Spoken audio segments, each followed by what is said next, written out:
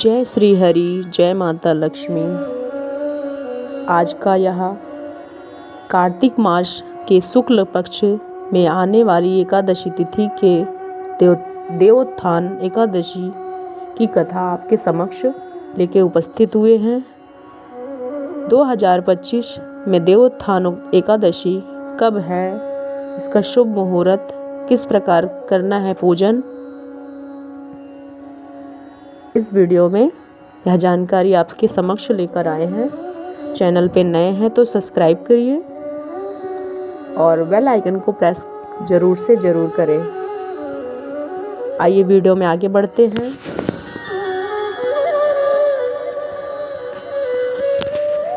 कार्तिक माह के शुक्ल पक्ष में आने वाली एकादशी तिथि को देवोत्थान एकादशी भी कहा जाता है। ऐसा माना जाता है कि 4 महीने तक योग निद्रा में रहने के बाद भगवान विष्णु अपनी योग निद्रा से जागेंगे।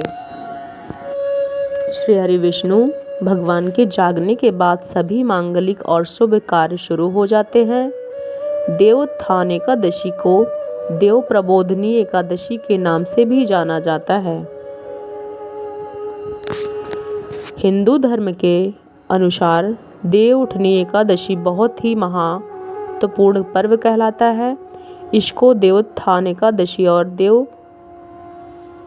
देवोत्थान एकादशी के नाम से भी जाना जाता है। इस दिन भगवान विष्णु और माँ लक्ष्मी की उपासना की जाती है, जो कि सभी एकादशियों में सबसे महत्वपूर्ण मानी जाती है। देवउठनी एकादशी का मतलब होता है देवों का उठना। जैसा कि नाम से ही पता चल रहा है, इस दिन श्री हरि चातुर्मास यानी 4 महीने की निद्रा के बाद जागेंगे।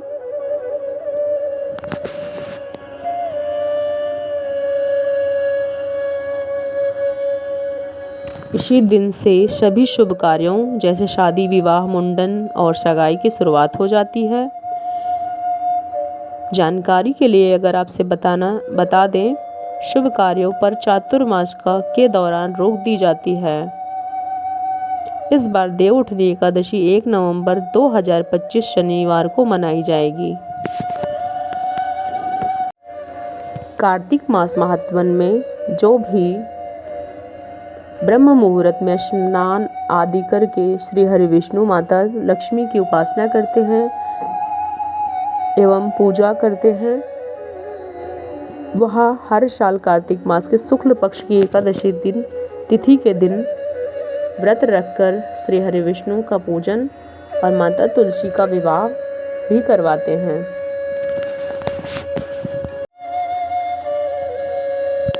हर साल कार्तिक मास के शुक्ल पक्ष की एकादशी तिथि को देवउठनी एकादशी व्रत रखा जाता है। यह व्रत एकादशी की तिथि इस बार 1 नवंबर सुबह 9:11 पर शुरू होगी और तिथि का समापन 2 अक्टूबर 7:31 पर होगी।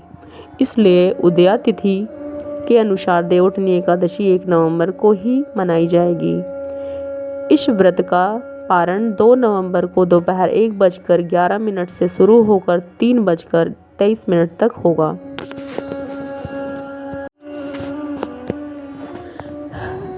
देवउठनी एकादशी के दिन घर में गन्ने का मंडप सजाया जाता है और उसके बीच सुंदर चौक बनाया जाता है। चौक के केंद्र में भगवान विष्णु की मूर्ति रखकर चित्र स्थापित किया जाता है। चौक के पास भगवान के चरण चिन्ह बनाए जाते हैं, जिन्हें ढक कर रखना शुभ माना जाता है। इसके बाद भगवान को गन्ना, सिंघाड़ा, फल और मिठाइयों का भोग लगाया जाता है। अंत में घी का दीपक जलाकर उसकी पूरी रात जलने दिया जाता है। श्री हरि विष्णु माता लक्ष्मी की उपासना की जाती है।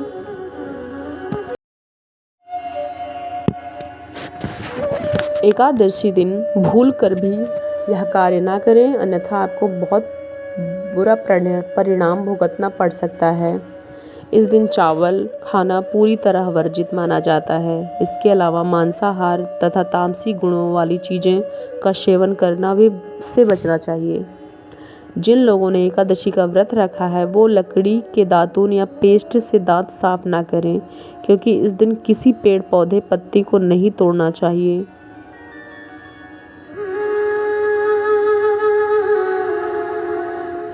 एकादशी के दिन तुलसी तोड़ने से बचें, क्योंकि तुलसी विष्णु भगवान की प्रिय है। भोग लगाने से पहले तुलसी तोड़ लेनी चाहिए, लेकिन अर्पित की गई तुलसी स्वयं ग्रहण ना करें। व्रत रखने वाले भूल कर भी गोभी, गाजर, शलजम, पालक, कुल्फा का शाक आदि का सेवन ना करें। इन सब चीज़ों से आपको बचना चाहिए।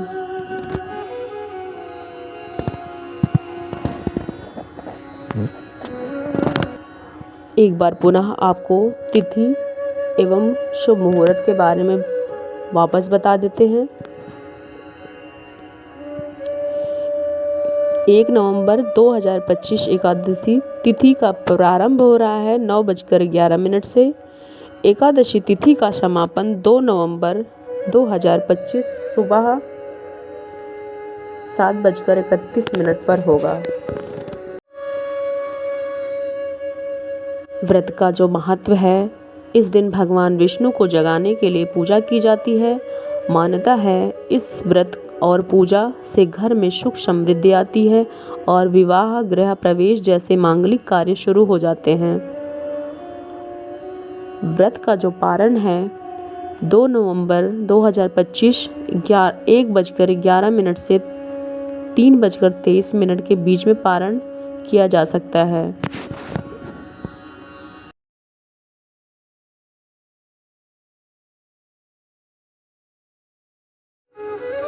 व्रत करने की जो विधियां हैं वो कुछ इस तरीके से हैं। यह विशेष ध्यान रखने योग्य है। प्रातःकाल स्नान कर साफ वस्त्र पहने, भगवान विष्णु की प्रतिमा स्थापित करें और घी का दीपक जलाएं। भगवान को तुलसी दल, पीले फूल और पंचामृत अर्पित करें। शाम को शंख और घंटी बजाकर भगवान को जगाने का प्रयास करें। तुलसी पत्र अर्पित करके भगवान जी की आरती करें और श्री हरि विष्णु को का वाहन करें, उनको प्रसन्न करने के लिए।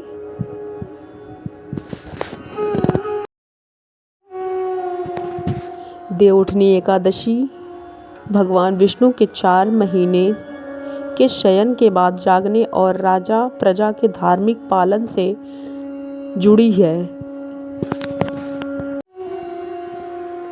इस व्रत से जुड़ी हुई तमाम कथाएं हैं, जिसमें एक पौराणिक कथा, यह भी बहुत विशेष इसका महत्व है। आइए हम आप सबके बीच में वह कथा का आनंद लेते हैं। एक राजा के राज्य में सभी लोग एकादशी का व्रत रखते थे। एक दिन एक बाहरी व्यक्ति नौकरी मांगने आया। राजा ने शर्त रखी कि वह एकादशी के दिन अन्न नहीं खाएगा। एकादशी के दिन व्यक्ति को फलाहार दिया गया, लेकिन वह अन्न मांगने लगा। राजा ने उसे अपना शर्त याद दिलवाया, पर वह नहीं माना। राजा ने उसे आटा, दाल, चावल दिया। उस व्यक्ति ने भोजन बनाया और भगवान को बुलाया। भगवान चतुर्भुज रूप में प्रकट हुए और उसके साथ भोजन किया। भोजन के बाद भगवान अंतर्ध्यान हो गए और वह व्यक्ति अपने काम पर चला गया। इस घटना से राजा को ज्ञान मिला कि व्रत उपवास का तभी महत्व होता है। इस घटना से राजा को ज्ञान मिला कि व्रत उपवास का तभी लाभ होता है जब मन शुद्ध हो। राजा के मन में व्रत करना शुरू किया था और अंत में स्वर्ग प्राप्त किया।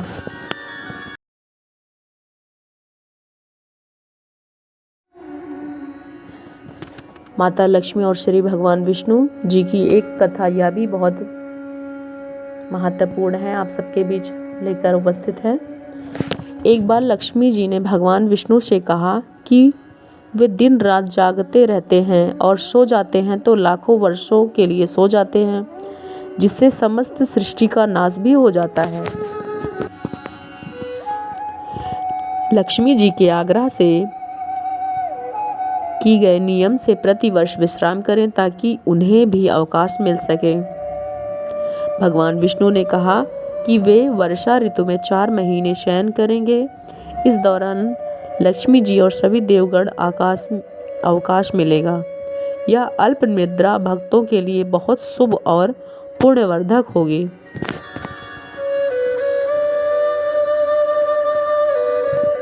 भगवान ने यह भी कहा कि जो भक्त इस दौरान उनकी सेवा करेगा और शयन व जागरण के उत्सव मनाएंगे, उनके घर में लक्ष्मी माता सदैव निवास करेंगी। तो यही माना गया है, जब श्री हरि विष्णु 4 महीनों के लिए शयन करते हैं, उस बीच समस्त पृथ्वी का चराचर का भार श्री हरि देवताओं के ऊपर होता है और वह संपूर्ण देवउठनी एकादशी को वह शयन निद्रा से उठते हैं। उसी दिन देव प्रबोधनी एकादशी देवोत्थान एकादशी के रूप से मनाया जाता है, जो कि कार्तिक मास के शुक्ल पक्ष की एकादशी के दिन ही मनाया जाता है, जिसे हम देवउठनी, ग्यारस, प्रबोधनी एकादशी आदि नामों से जानते हैं। देवशयनी एकादशी शयन पूजा विधि जो है, प्रदोष काल में भगवान विष्णु को सुलाया जाता है। ऐसे में देवशयनी एकादशी पर अपने सामर्थ्य के अनुसार विष्णु जी को सोना, चांदी, तांबा या कागज की मूर्ति बनवा लें और भगवान की पूजा स्थान पर स्थापित कर उसके बाद भजनों और मंत्रों द्वारा विष्णु भगवान का पूजन करें। श्री हरि विष्णु के 4 माह की योग निद्रा के बाद भगवान विष्णु इस दिन जागते हैं और संपूर्ण सृष्टि का संचालन का भार अपने हाथों में लेते हैं। इसी के कारण इसे देवोत्थानी एकादशी भी कहा जाता है, देवउठनी एकादशी कहा जाता है।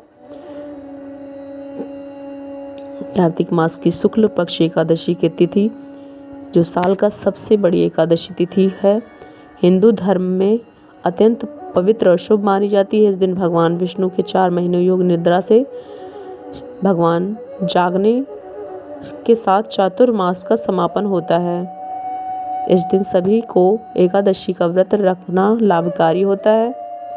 शुभ मुहूर्त पारण के समय इस मंत्र का जाप करें और साथ ही भगवान सूर्यदेव को नमस्कार कर 1 नवंबर 9:12 से